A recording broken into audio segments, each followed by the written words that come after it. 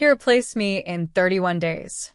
Said it like a fact, clean, administrative, the way you'd note a lane closure on a highway report. And the worst part? He was right too. I was replaceable. I'd spent my whole life being replaceable. What I kept, what was moving through my hands by the third week, slow, dark, certain, the way rot moves through the grain of old wood, that was not replaceable. I knew exactly what I was carrying when I walked out. He watched me go and saw a woman with nothing to show for herself, heading back to a toll booth on a frozen highway, too tired to make a scene. He mistook my silence for defeat. I've spent 10 years being grateful he did. If you have ever let someone believe they won, not because you lost, but because you understood something they weren't built to understand, stay with me. This one is yours. The booth smells like burnt coffee and the particular cold that comes off highway asphalt at 2 in the morning, diesel-laced, flat, faintly metallic. I've stopped noticing it. 11 years does that. You stop noticing the smell, the hum of the fluorescence, the way the whole booth shudders when a semi goes through in the left lane without slowing. I notice everything else. The car that stops at my window at 3:17 a.m. has no plates, front or back. I check both in the side mirror out of habit. Augusta gets its share of unusual traffic, and I learned a long time ago that the unusual is rarely dangerous if you don't make it feel cornered. I slide the window open. I put my hand out for the toll. The man who leans toward my window is not the driver. He is, young-looking is the wrong word, but it's the first one that comes. Aggressively young. The kind of young that reads less like a biological fact and more like a position he's taken. Silver-white hair, a suit that belongs in a photograph, not on a highway median in November. He looks at me the way you look at an address you've been given, confirming you've arrived, checking the number against the card in your hand. He places a card on my palm instead of money. I look at it. An address in the Hollowell Hills, handwritten, the ink pressed hard into the paper, like whoever wrote it wanted it to last. He says, "You're the one Dr. Hendrith identified." I key my hand out. Toll's $1.50. He doesn't reach for money. He says the words blood rot the way a physician says something irreversible without apology, because apology would imply he owes me something, and we haven't established that yet. He tells me what I am, what my physiology can do that no one else's can. What 30 days inside a specific estate in the Hollowell Hills would accomplish for a man whose mind has been coming apart for 3 years. I am listening. I am also watching the road behind his car, counting the seconds between headlights. He names a number. I don't let my face do anything, but my hand closes around the card. My mother's medical debt has been sitting on a collector's list for 2 years. The number he names is not that debt plus something left over. It is that debt, cleared, with enough remaining that I could stop doing the math every time I fill my gas tank. I've been doing that math for so long that stopping feels like a physical thing, a muscle I've been clenching finally releasing. 30 days, I say. 30 days, he confirms. I look at my hands on the coin tray. Ordinary hands. Knuckles rough from the cold, nails cut short because long nails catch on the edge of the tray and break. I have looked at these hands for 43 years, and they have never been anything except functional. They have never been remarkable. I'll need the address verified, I say, and terms in writing before I arrive. He nods like this is reasonable, like he expected it. He takes the card back, writes a second number on the reverse, a phone presumably, and returns it. A truck passes in the left lane. The booth shakes. The fluorescent above me flickers once, holds. I process the car behind his. A woman in a Subaru, college parking sticker, paying with exact change already waiting in her palm. I say thank you, drive safe. She's already looking at her phone. When I look back, the plateless car is gone. I sit with the card on the coin tray for the rest of the shift. I don't pick it up again. I don't need to. I read the address twice before I set it down, and I have always had a precise memory for things written on paper. It's what made me good at this job, actually. The ability to hold information without needing to refer back to it. I think about 30 days. I don't think about what 30 days inside an estate in the Hollowell Hills means, exactly. I've driven past those gates once, years ago, on a wrong turn I corrected quickly. The kind of wrong that you understand immediately, not because of anything visible but because of a quality in the air, a stillness that doesn't match the wind. I don't think about that. I think the debt. Cleared. And something left over.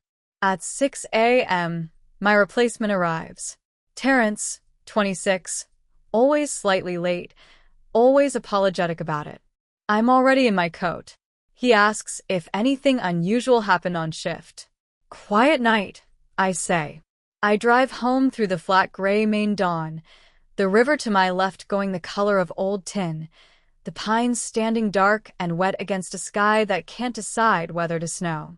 The card is in my coat pocket. I do not take it out. I've already decided. Taking it out again would only mean looking for reasons to change my mind, and I've never been good at the kind of hope that lives inside second-guessing.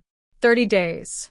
A number that solves a problem I have been unable to solve for 2 years.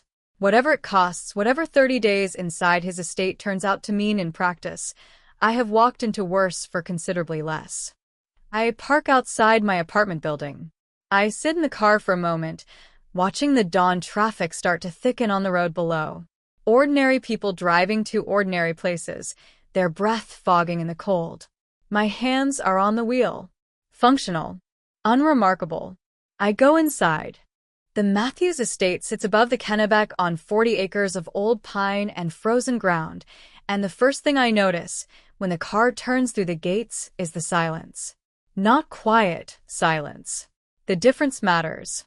Quiet is the absence of noise. This is the absence of anything that didn't choose to be here. The house is federal style. Symmetrical, spare, the kind of architecture that communicates power by refusing to explain itself. I count the windows on the drive up. 18 on the front face alone. I stop counting. My room is in the east wing. 3rd floor. It is 3 times the size of my apartment, with a ceiling high enough that the far corners hold their own shadows, separate from the rest of the dark. I unpack my duffel in 11 minutes. I know because I checked my watch when I started out of habit, the same reflex that tracks the end of a shift. 1 change of clothes. A paperback. My thermos, which I'll have no use for here, but couldn't leave behind.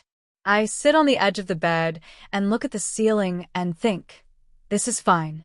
This is a room. I have slept in worse. I don't lie down. I sit there for a long time, listening to the estate breathe around me, the particular creak of a house this old settling into its own cold, and I think about the debt, cleared and the numbers still left over, and I tell myself that's enough to be thinking about. I meet Alonso Matthews at dinner the first night. The dining room is candlelit, which I take to mean the electricity works fine, and this is a choice. There are 7 others at the table, court members, I understand, though no one explains the hierarchy, and I don't ask. They speak to each other in the easy shorthand of people who have shared space for decades, maybe longer. They acknowledge me the way you'd acknowledge a chair someone has temporarily borrowed. He is at the head of the table. I had prepared, on the drive up, to be unimpressed. I had told myself, powerful men are powerful men. You have processed their tolls. You have watched them roll their windows down and hand you money without looking at you, and you have given correct change and the transaction ends, and they drive away.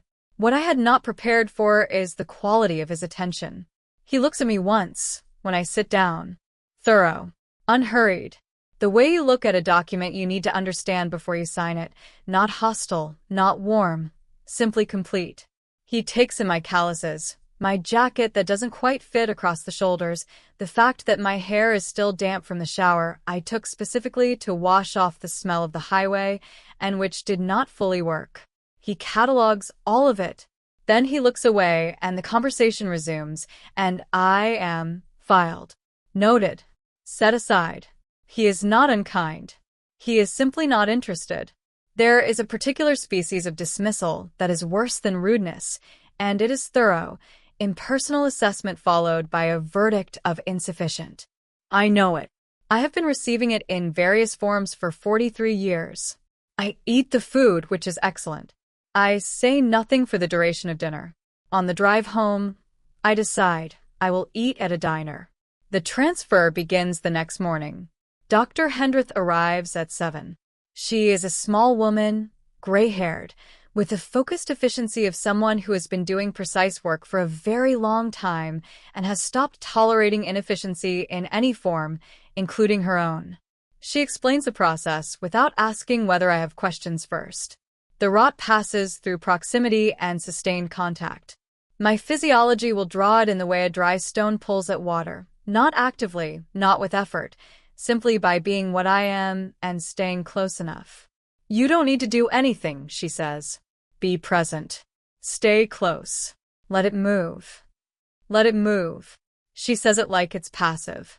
Like I'm a surface and not a person. I look at my hands on the examination table, the knuckles, the short nails, and I think, all right, fine. 30 days of being a surface. I have done worse for less. By the third day, I understand what she meant, and I understand why she said it the way she did. It is not pain.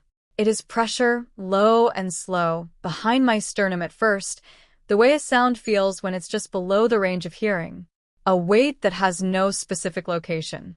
By the fourth day it has moved, settling somewhere behind my ribs like sediment finding the lowest point of a container. I eat breakfast. I read my paperback. I walk the East Corridor twice each morning because the room makes me restless and the corridor is long enough to feel like movement. On the fifth day, he sits across from me at breakfast. The others have eaten and gone. It is just the two of us, and the remains of a meal, and the particular quality of winter light through tall windows, white, directionless, the kind that shows you everything and flatters nothing. He doesn't say anything at first. He pours coffee. He sets the pot down. Then, how long have you lived in Augusta? I look up. 11 years. Before that, Waterville. Before that, Bangor. He nods, the way someone nods when they're not processing geography but something else, the pattern underneath it, the shape of a life built from small northward movements. He asks what I do on the nights I'm not working. I tell him. The library on Winthrop Street, the walking path along the river in summer. The diner on Water Street that serves a chicken pot pie so good it is genuinely worth the drive on a weeknight. He listens. Not politely.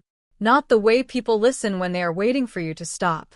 He listens the way you listen to something you hadn't expected to find useful, with a quality of focus that feels, briefly, like being visible. Oh, I think. There you are. I tuck it away immediately. Filed. Noted. Set aside. The same thing he did to me at dinner, and I will do it to myself before he has the chance. The conversation ends.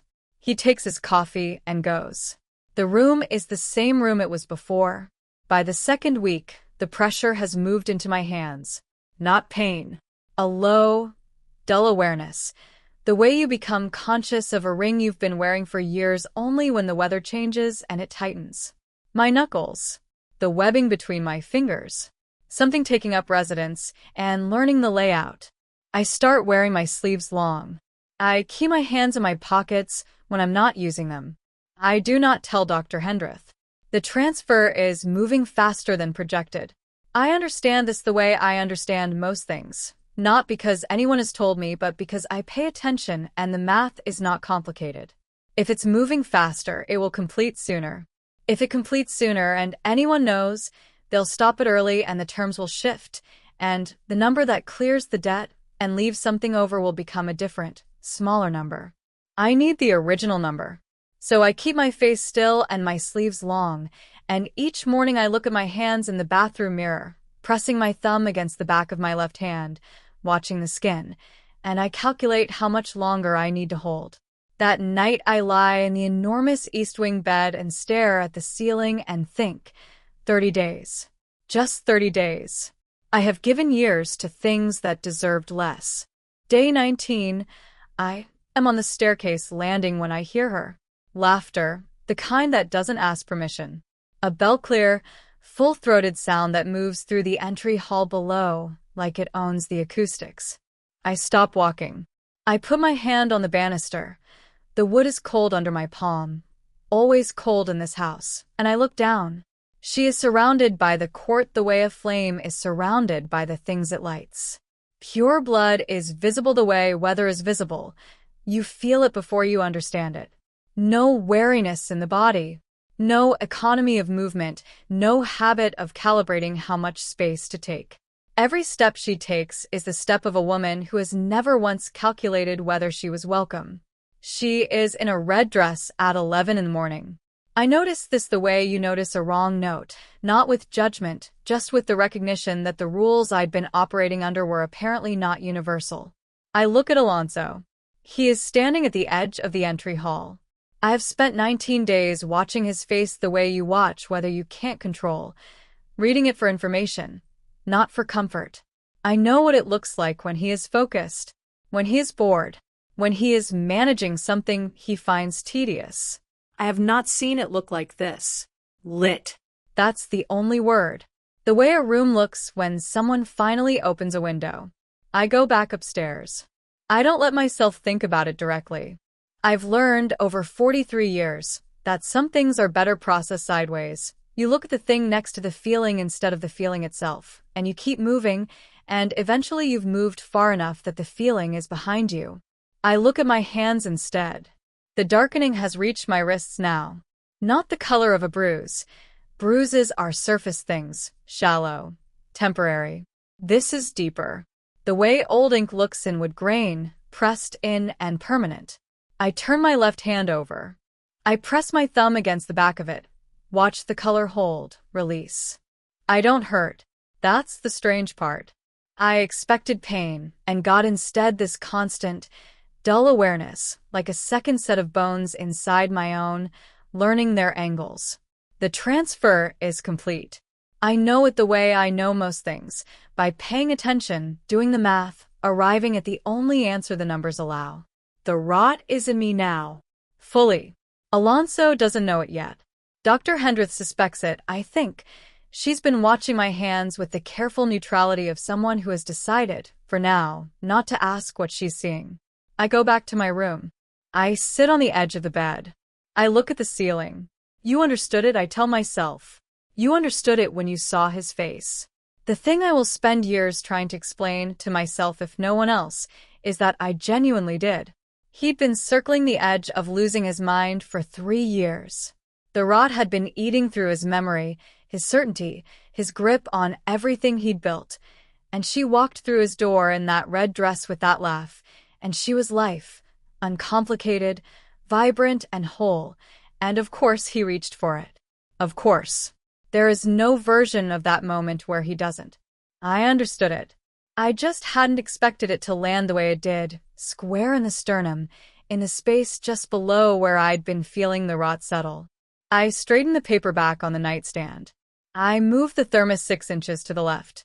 I move it back. On day 23, Dr. Hendrith comes to my room at 7 in the morning. She doesn't sit. She stands near the window with her hands clasped and says, "The transfer is complete." She says it with the restraint of a woman who has been holding that sentence for several days and is relieved, finally, to set it down. I nod. When should I pack? She is quiet for a moment. Then, "You are always going to be temporary. Not unkind, just precise." She is a woman who delivers facts the way a surgeon delivers an incision, at the angle most likely to be useful, with the minimum of damage. I respect that. Even when the fact tastes the way this one does, flat and final, like water from a tap that's been off all winter. "I'll be ready by morning," I say. She nods. She goes. The door closes with a particular click of a latch that fits its frame well, a small, satisfied sound, and I sit with it in the silence. The next 8 days, I stay out of the way. This is not new. Staying out of the way is a skill I have been refining since childhood. The art of being present without being obstructive, of taking up only the space I've been explicitly assigned. I eat early. I walk the East Corridor. I read the paperback, which I have now read twice, and start a third time because the alternative is thinking. Karina's laughter reaches my floor at irregular intervals. Not constantly, She is not a constant person. She is an intermittent one, bright and loud, and then somewhere else entirely. The court sounds different when she's in a room. Looser, like a group of people who had been holding a posture and were finally allowed to set it down. I tell myself this is good. The estate functions better. He functions better. That was the point. I tell myself this on day 26, and day 28, and day 30. On day 31, I am in my coat at the front entrance at 6 in the morning, duffel at my feet, watching the pale February light come through the sidelights flanking the door, when I hear them coming down the hall. His voice first. Then hers. Lower than I expected, private. The sound of two people who have stopped performing for each other. I pick up the duffel. He stops when he sees me. She doesn't. She continues a few steps, then pauses near the far wall, her attention moving to something on her phone, giving us the architecture of privacy without removing herself. He looks at me. Actually looks the same complete, unhurried way he did at that first dinner, but different now. Freighted with something he hasn't decided how to carry. He says, "You understand this was always the arrangement." Yes. Your compensation will be transferred this afternoon. Thank you. A beat. He is deciding whether to say the next thing. I watch him decide. I thought you'd make more of a scene. Humans usually do. I look at him for a moment. The entry hall smells like cold stone and wood smoke. Somewhere deeper in the house a clock is ticking, the only sound in a building that has gone very still. I got what I came for, I say. He waits for more. There isn't more. I pick up my duffel and I open the front door and I walk out into the February cold, and the gravel under my boots is crunching and uneven and real in a way nothing inside that house ever was, and my hands are shaking inside my gloves, and I do not look back. I don't look back because I already know what I'd see. Nothing watching. The drive back to Augusta takes 40 minutes. I keep both hands on the wheel. I don't turn on the radio. By the time I reach the city limits, the Kennebec is visible through the pines, dark and moving, indifferent, exactly where I left it. I think 30 days. I think it's done. I think he'll never know what he's carrying now. I let that sit in the car with me, quiet and complete, all the way home. 10 years is a long time to keep a secret from someone who isn't asking. That's the thing about it. He never came looking. Never sent anyone. No follow-up from Dr. Hendrith, no letter, no black car idling at the side of I-95 to check whether the vessel was still holding. I had walked out of that estate with his rod in my veins, and he had, apparently, filed me the same way he filed everything else he no longer needed, thoroughly, and without sentiment. I went back to the booth 8 months after leaving. The debt was cleared. There was enough left over that I sat in an accounting class at the community college for 3 weeks, telling myself I was the kind of person who made changes. I had the notebook. I had 2 new pens. I sat in the 3rd row and took notes in handwriting that was getting harder to read. The rot had reached my right hand by then, the fine motor control going slightly wrong in cold weather, and one Tuesday morning I simply didn't go back. Not because I couldn't. Because something in me had gone very still after the estate, the way water goes still after a stone has passed through it, and stillness and fluorescent classroom lighting are incompatible in a way I could not have predicted. The booth is what I know. The booth is fine. I am 53 now. My hair went white at 47. I noticed it first at the temples, then all at once, the way these things go. I'd assumed it was genetic. My mother went gray early. Her mother too.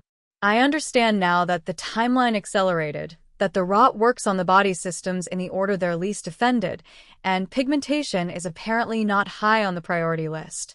The darkness in my hands has stabilized at mid-forearm. It does not spread anymore. It does not recede. It is simply there, the color of old iron, visible at the wrists when my sleeves ride up, invisible when they don't. I wear fingerless gloves at the booth because proper gloves catch on the coin tray edge. Outside the booth, proper gloves. In Brenda's kitchen on Wednesday nights, I forget sometimes, and Brenda puts food on the table and doesn't look at my hands, and this is the most consistent act of grace anyone has shown me in a decade. Brenda Calhoun, 71. Retired postal worker, 3 grown children in 3 different states, the most reliable maker of savory pies I have ever encountered. She moved into the apartment below mine 6 years ago and knocked on my door to return a piece of my mail she'd received by mistake, and I made coffee and she stayed for 2 hours, and that was that. She has never asked about the gloves. Not once in 6 years. This is why we are friends. Not the only reason. She is also funny in the dry, flat way of people who have seen enough of life to stop dressing it up, but it is the foundation. She saw the gloves on the first visit and made a decision, and she has kept to it without visible effort. I do not take this for granted. My body is winding down. I know this with the same clarity with which I know most things about my own machinery, not through drama, just through paying attention. The rot was not designed for a human body. Dr. Hendrith had been precise about this. 4 to 7 years before the system begins to show real strain. It has been 10. Which means one of 2 things. Either I am more stubborn than projected, or my physiology turned out to be more suited to this than any of us knew. I rotate between these explanations depending on the day. On the bad days, the ones where the fatigue sits on my sternum like something physical, where my hands ache from knuckle to elbow for no reason the cold can fully account for, I lean toward stubborn. On the better days, lucky. I'm not sure those are different things. There is a Wednesday in October, the kind of October that Maine produces like it's showing off, the leaves burning gold and deep red against a sky the color of unpolished pewter, the Kennebec catching the color and throwing it back, when Brenda brings over a chicken pot pie and a bottle of wine, and we sit at my small kitchen table with the window cracked because she runs warm, and the smell of cold air and pastry and something herbed moves through the room. She tells me about her youngest, who has started a business selling something online that Brenda cannot fully explain but seems to involve ceramics and a significant following on a platform she's also never heard of. I listen. I eat.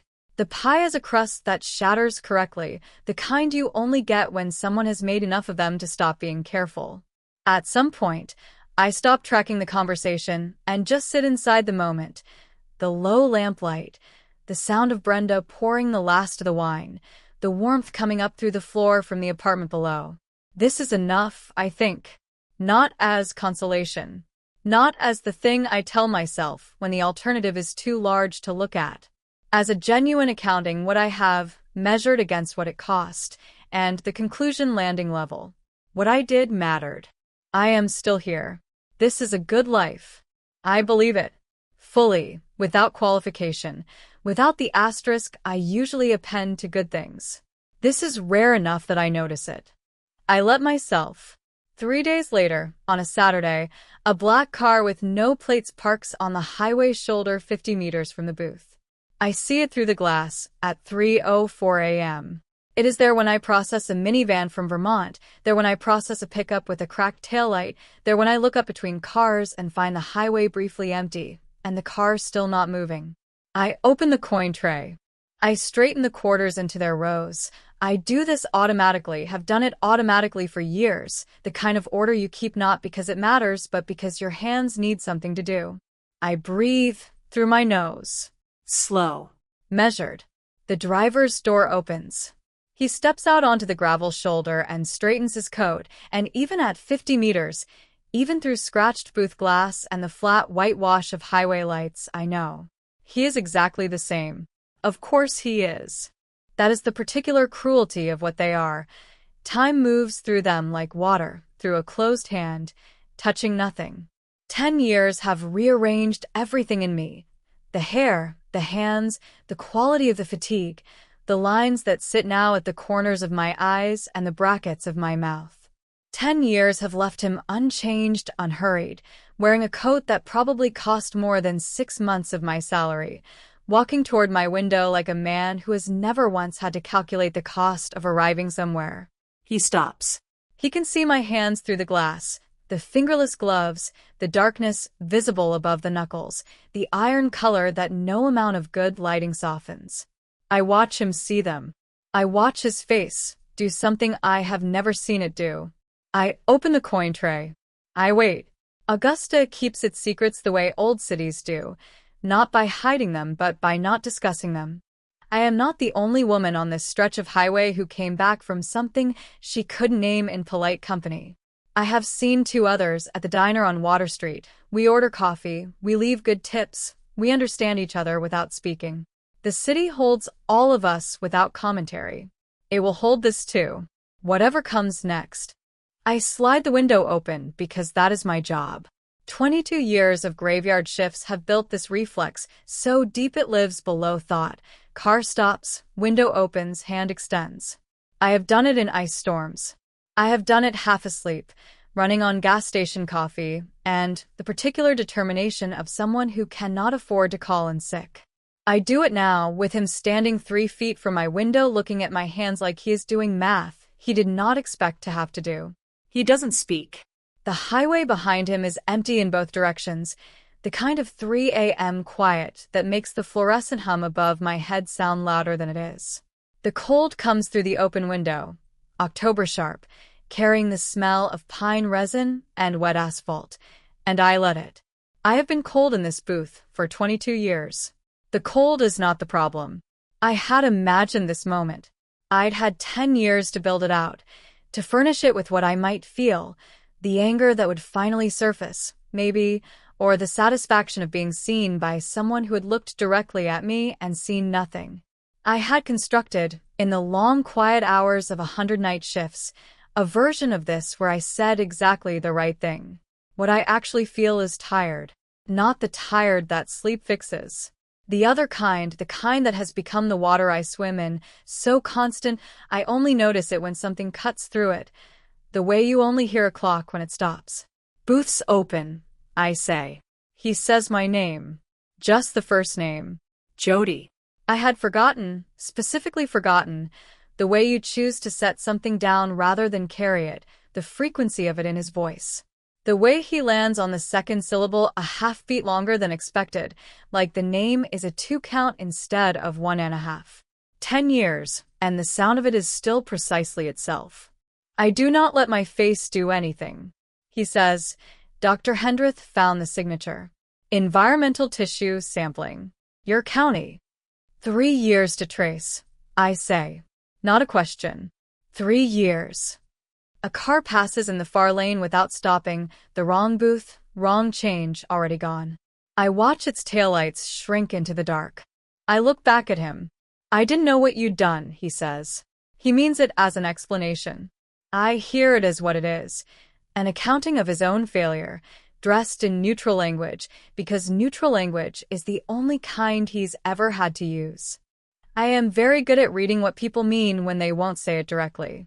You work this window long enough, you learn the gap between what comes out of a mouth and what is sitting behind it. What is sitting behind his? I thought your silence was nothing. I thought you left because you had nothing to hold you there.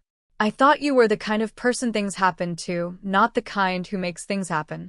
No, I say. You didn't. He asks why I didn't tell him. Why I didn't negotiate harder, claim more, name what I was actually doing and what it was worth. I pull my right glove on. Straighten the fingers one at a time, index, middle, ring, small, the way you straighten things when your hands need to be doing something precise while your mouth does something harder. You'd made up your mind about me, I say, before I sat down at that first dinner. Anything I told you would have read as a play. Desperation or tactics, you'd have picked one, and you'd have been wrong either way. He goes still. Not the stillness of someone considering, the other kind, the particular quality of a vampire body pausing while the mind accelerates to a speed the body can't keep pace with. I have only seen it once before, that night at the estate when something I said landed somewhere he hadn't expected. I let the stillness sit. It earns the space. I needed the money, I say. You needed the cure. We were both clear about what we wanted. I just didn't tell you all of what I was doing to get it. The silence between us is weight. Not the accusatory kind, the accounting kind. 2 people sitting with a ledger that has finally been opened. A car pulls up behind him.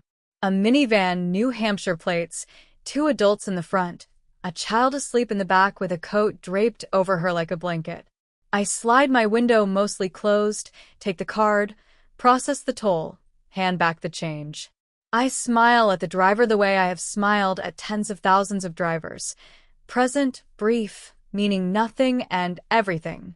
The minivan moves on. I slide the window back open. He is still there.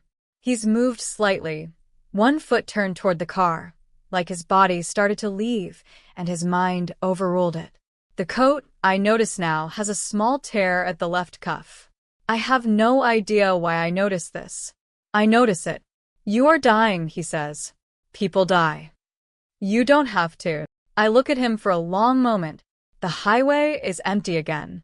The fluorescent above me hums its single continuous note. I can feel the cold moving up through the booth floor, the particular cold of October ground that has started its long surrender to winter. Tell me what that means, I say, before you say it like it's simple. What happens in his face is not what I braced for.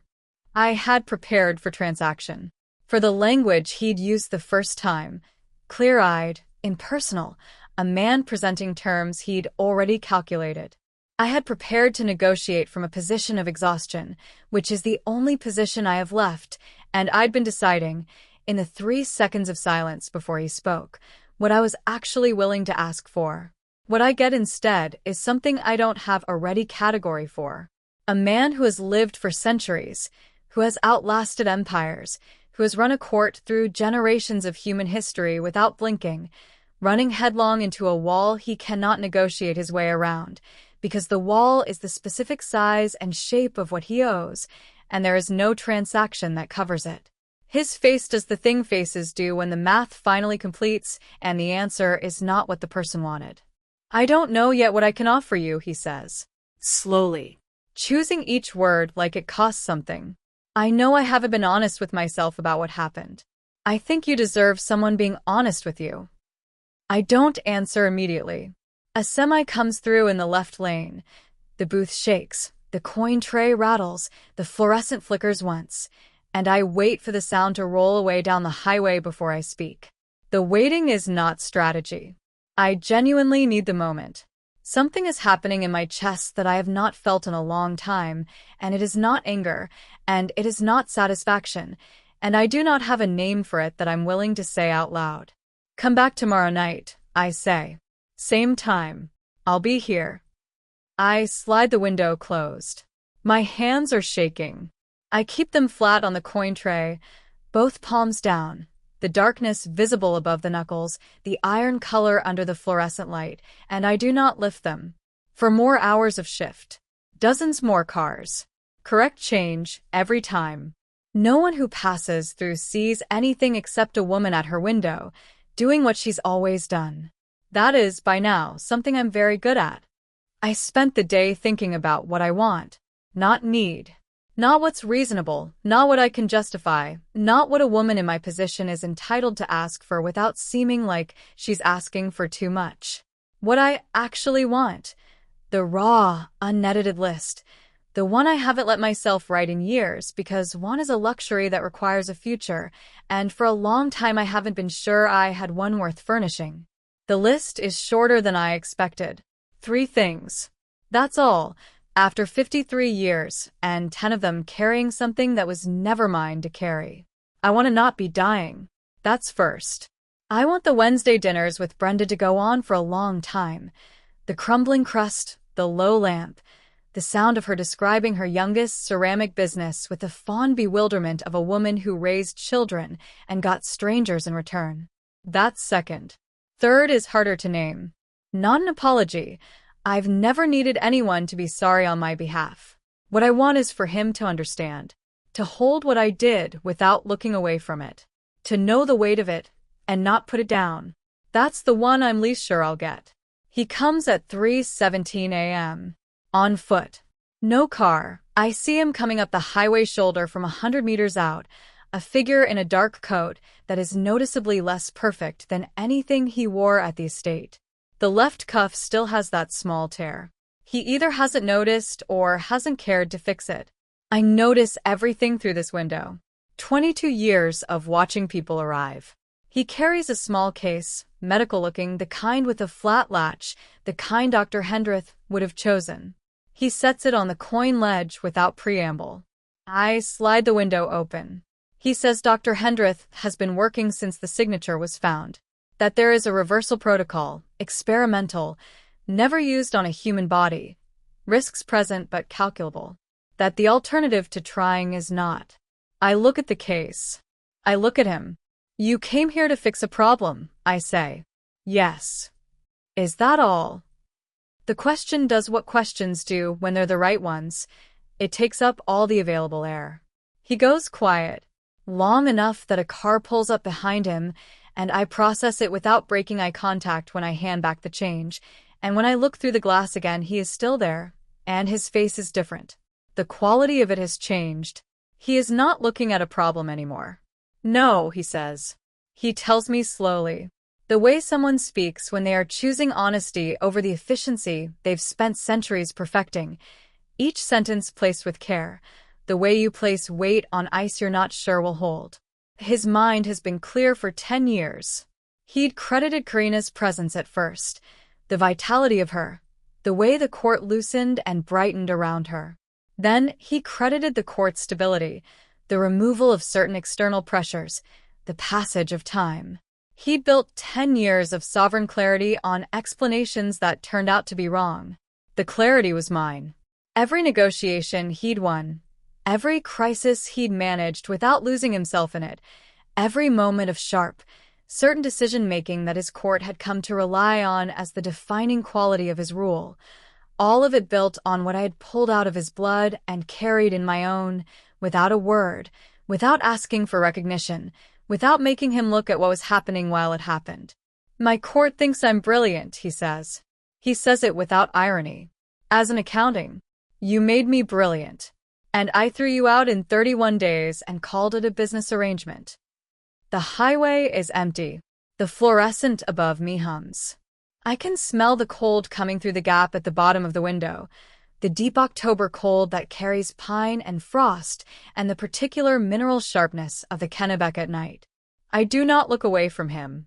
I let what he said fill the booth, take up the space it deserves, sit there uncushioned. Yes, I say. One word. It is enough. It holds everything. The 31 days, the gravel under my boots, the decade of night shifts with my hands in my pockets, the slow arithmetic of a body winding down on someone else's timeline. He doesn't flinch from it. That is the thing I had not predicted, that he would hear yes and not reach immediately for something to put between himself and it. He just sits with it. I file this away. Carefully. He opens the case. The reversal protocol is explained in the same way the original transfer was explained, precisely, without softening, because softening would be condescending, and he has apparently learned, somewhere in the last 10 years, to know the difference. It will take time. Longer than 30 days. It will require proximity again. The same sustained closeness, the rot drawing back toward its source the way it drew away from it, slow and certain. It cannot be rushed. The process will run its own timeline. Where? I say. He says anywhere I choose. That he will come to me. That he is not asking me to leave the booth, or the Wednesday dinners, or the walking path along the river in summer, when the light hits the water that particular way in the early evening. That nothing which is mine needs to be surrendered. He says it like he has thought about this. Like he came here having already decided that the terms would be mine to set, and his job tonight is to hold that position without negotiating away from it. I look at him for a long time. Then I push the coin tray toward him. He looks at it. Looks at me. Tolls $1.50, I say. Something moves across his face. I watch it arrive and take a moment to place it, because I have looked at this face in memory for 10 years, and I have never seen this particular expression on it. It is the look of someone who has been shown something they did not know they were missing until it was directly in front of them. He reaches into his coat. He places 2 bills in the tray. I don't have change for this, I say. Keep it. A truck comes through, the long overnight kind, the ones that shake the booth like a mild earthquake, the windows rattling in their frames, the coin tray jumping. The fluorescent flickers. Holds. I look at my hands. The darkness at the wrists. The iron color at the knuckles. The fingerless gloves with the worn patch on the right thumb where the coin tray edge has rubbed for years. I think about what it would mean for these to be my hands again, ordinary, rough from the cold, nails cut short because long nails catch on the tray. No iron. No second awareness living in the joints. I think I would like that. Not desperately. Not with the grief of someone who has spent 10 years mourning something. With the quiet, considered preference of a woman who has earned the right to want her own hands back. I look at him. He is waiting, still and patient in the particular way of someone who understands that waiting is the only currency he has left that means anything, and who has accepted that this is right. Tomorrow night, I say. We start tomorrow night. I slide the window, mostly closed. His $2 go in the tray. I watch the truck's taillights bend around the curve and disappear. 5 hours left. I work them. Correct change every car. Drive safe. And I mean it. The way I always mean it. The small genuine wish sent out into the dark after every set of taillights. When the sun comes up over the Kennebec, the river goes the color of cold rose gold, and the pines on the far bank hold the light for a moment before the sky whitens and the color burns off. I sit with my hands on the counter, not tucked away, not hidden under the tray or folded into my lap, flat on the surface, visible, the darkness and all. I watch the light move across them. I do not look away. If this story reached something in you, something you'd stopped expecting stories to reach, there are others here. Women who carried things no one saw. Women who chose silence not because they had nothing to say, but because they understood something the room wasn't ready to hear. They find their way here. You don't have to lose that feeling. You know what to do.